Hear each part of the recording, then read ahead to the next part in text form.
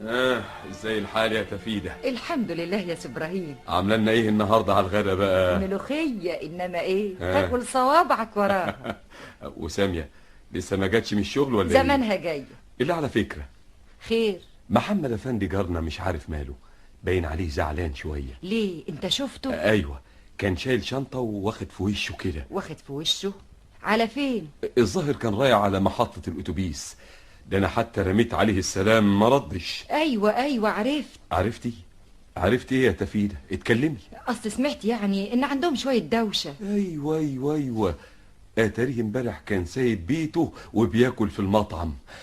انما قولي لي دوشة ايه اللي كانت عندهم؟ النهاردة كنت في البلكونة وشفته بيتخانق. بيتخانق؟ بيتخانق مع مين؟ انا مش فاهم حاجة ابدا. مع مراته ست فاطمة. افهم من كده انه خد هدومه ومشي يعني؟ يمكن، الله اعلم. لازم كده، امال هيروح فين يعني؟ ما هو اصل اخته ساكنة في شبرا، يمكن بقى رايح عندها.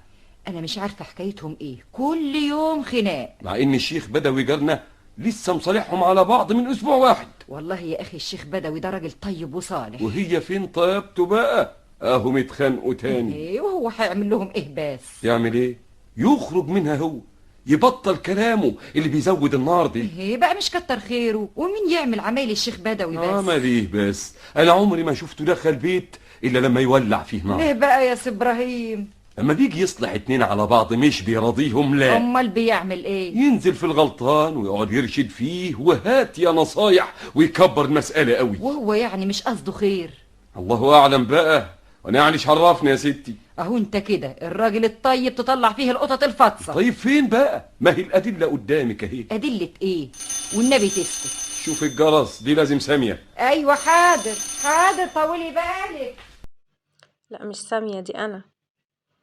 كان لازم أوقف المسلسل علشان أشوف الفيديو بتاعنا بتاع النهاردة. أنا عايزة أقول لكم الفيديو ده مش بتاع النهاردة، الفيديو ده كان متصور من فيديوهات العيد، بس أنا نسيت أنزله، مش عارفة ازاي ومش عارفة ايه اللي حصل، بس حاسة ان الفيديو ده راح عن عيني خالص. أنا عملت مونتاج لكل الفيديوهات ونزلتها، وده مش عارفة ازاي أنا نسيت أنزل المونتاج بتاعه، يعني أعمل المونتاج أصلا بتاعه. فهنزل لكم الفيديو ده دلوقتي، يعني قبل الروتينات ما بعد العيد، وبعد كده نرجع بقى ايه، ناخد نفس كده عميق ونرجع بقى ايه للفيديوهات بتاعت بعد العيد. عايزة اقول لكم احنا كل اللي اتعمل في العيد روح، يعني شقنا وتعبنا روح. فهنرجع تاني مع بعض ان شاء الله اقوى من الاول. عايزاكم يا بنات تعملوا لايك للفيديو، وعايزة كومنتات منكم. ليه مش بتكتبوا كومنتات؟ يعني انا القناة ميتة، فساعدوني، اعملوا لايك واعملوا كومنت، قولي ربنا يقويكي، قولي ادعي لي دعوة حلوة، كده يعني. خليكم مع اختكم كده شوية. بصوا بقى، عايزة اقول لكم ان الأوضة دي احنا على طول قاعدين فيها. ليه؟ لان احنا كده خلاص في الصيف، وزي ما قلت لكم قبل كده انا عندي تكييف واحد حاطاه في الأوضة دي، أوضة النوم. ففي الشتاء بيبقى بغير نظام الأوضة، وفي الصيف بغير نظام الأوضة تاني. يعني في الصيف بحط مرتبة من أوضة الأطفال معانا في الأوضة الكبيرة، فبضطر ان انا اجيب السرير ده كده تحت الشباك جنب الحيطة، علشان اقدر احط المرتبة التانية، عشان يعني ننام احنا والولاد مع بعض. لان الجو في الشقة وحش قوي، مش قادرة ان انا اسيبهم بصراحة يناموا في الحر ده برا. اللهم اني يعني ايه جسمهم كده هيتبهدل حبوب من الحر ده. فطول الصيف احنا على طول قعدتنا ونومنا وكل حاجة جوه الأوضة دي، فعلى طول هي الأوضة دي الوحيدة اللي متبهدلة. هي دي ما بيدخلهاش تراب زي باقي الشقة، لأن هي معزولة ومقفولة، الشقة كلها تراب إلا الأوضة دي.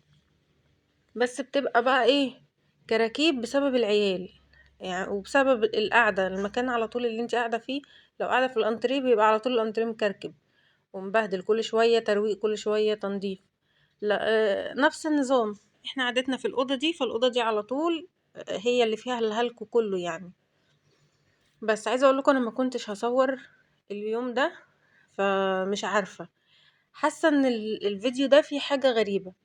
من بداية تصويره انا ما كنتش عايزة اصوره، يعني وبعد ما صورته نسيته وما عملتلوش مونتاج.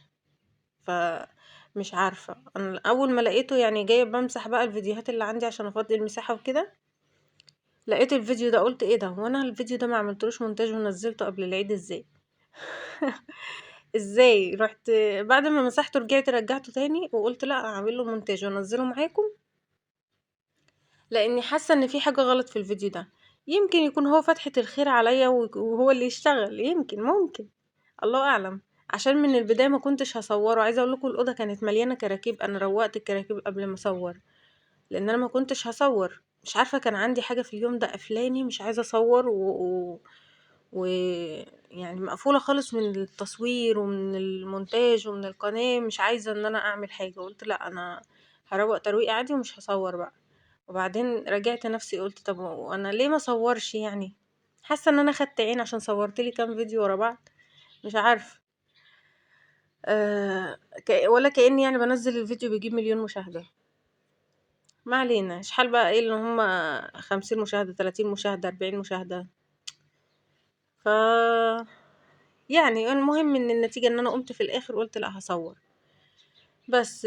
فكنت مروقه التسريحه وكنت منضفاها وشايله كل الحاجه اللي عليها. انا بصوا كل برفاناتي كل مكياجاتي كل حاجه في الادراج. من ساعه ما جبت مصطفى اول ولد وانا شلت كل اللي كان على التسريحه، فسايبه الحاجات اللي هي ايه الاساسيه، الحاجات الضروريه اللي بنستخدمها على طول. بصوا انا بوريكم بصمات العيال على المرايه. العيال بيحطوا ايديهم بكف ايديهم تعد الكف بالصباع على المرايه. المرايه دي لو اتلمعت كل يوم تلاقيها مبصمه، كل يوم تلاقي ايديهم عليها. ويا ريتهم بيحطوا ايديهم كده، لا ده لازم يمسحوا كده، يعملوا زي افلام الرعب اللي هي بيبقى عامل لك بقى الايد كده فيها مش عايزه اقول بقى الحاجه اللي لونها احمر دي عشان ما يحصلش حقوق يعني ولا حاجه.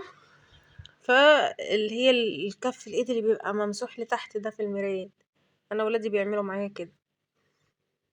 المهم لمعت المرايه بتاعت التسريحه وبتاعت الدولاب، وهرجع بقى ارص الحاجات دي، الحاجات الاساسيه اللي احنا بنستخدمها. غير كده كله في الادراج، كله في الادراج بسبب العيال.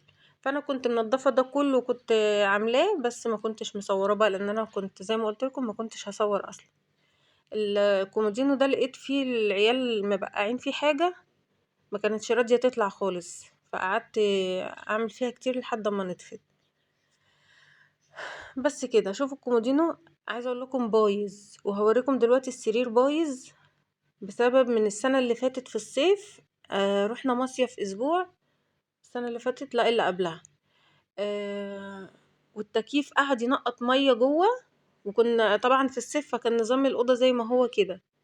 فكان الكومودينو التاني اللي محطوط مكان ده، بصوا ده يا دوبك بدأ يقشر اهو من النقط اللي هي بتطرطش من التكييف، مش عارفه ليه بيطرطش ميه من جوه، حاجات خفيفه كده. بس في المصيف بقى واحنا في المصيف كان بيشر ميه من جوه اتسد، وكانت الميه كلها داخله جوه نازله على السرير، بوظت لي الخشب وبوظت لي المرتبه وبوظت لي كل حاجه. بس كده انا كده خلصت فيديو قبل العيد اللي هو اللي انا هعمله لكم النهارده. يا رب يكون الفيديو عجبكم. لو عجبكم ما تنسوش لايك للفيديو واشتراك للقناه، كومنت حلو لاختك، ودعوه حلوه من قلبكم. بس انا كده خلصت. بصوا بقول لكم في الملايه التانية بتاعت اوضه الاطفال محطوطه على الكرتونه بتاعت المفارش دي، هاخدها وافرشها في اوضه الاطفال اللي هي انا نزلت لكم الفيديو بتاع اوضه الاطفال قبل العيد، كان معمول بعد دي، انتوا متخيلين؟ بس كده وخلصنا الفيديو. يا جماعه شجعوني عشان اكمل معاكم في القناه، بالله عليكم انا فعلا محتاجه القناه دي تقوم على رجليها، مش هينفع كده، مش هينفع بجد. يلا ساعدوني علشان اقدر ان انا استمر. أم، وها هي حركة النهاية وحركة الانتصار، خلاص كده انتصرنا وخلصنا. وكل سنة وانتم طيبين مع ان العيد خلص. بس كده. باي باي.